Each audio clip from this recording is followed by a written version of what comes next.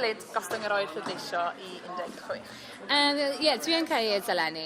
Fi'n credu bydd e'n rhoi mwy o siawns a cyfle i bobl oedrannu i gael ehangu eu lleisiau a i ddweud be ei barn. A fi'n credu hefyd bydd e'n denu mwy o bobl mewn i wleidyddiaeth. Fi'n credu mae'n gweithio'n iawn nawr fy ma fe, achos 2 flwyddyn o waniaeth yw e, a falle hefyd o siarad gyda pobl oedran fi sy'n lot o ddiddordeb gyda cymryd y mantes o pleidleisio.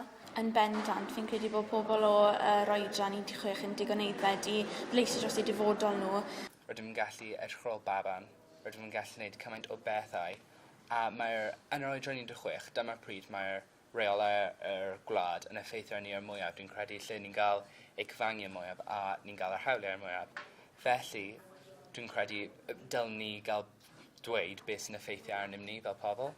Fi ddim yn credu fod pobl oedran ni gyda unrhyw syniad o pleidleisio a pleidiau gwahanol. Os mae rhywun gyda diddordeb mewn fe, dylen nhw'n gallu cael yr hawl i wneud e, oherwydd os mae rhywun ddim gyda diddordeb, nhw jyst ddim yn pleidleisio, felly ni'n rhoi'r hawl i'r pobl sydd gyda diddordeb, ond i pobl arall mae ddim yn newid. Mae pobl ifanc yn gallu cael ei dylanwadu yn rhy hawdd.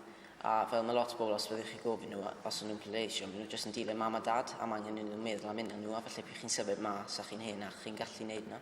A hefyd mae'r system wedi gweithio am flynyddoedd, so beth yw'r pwynt yn newid system sy'n gweithio? Sa'n gweld y pwynt yn gwneud hwnna.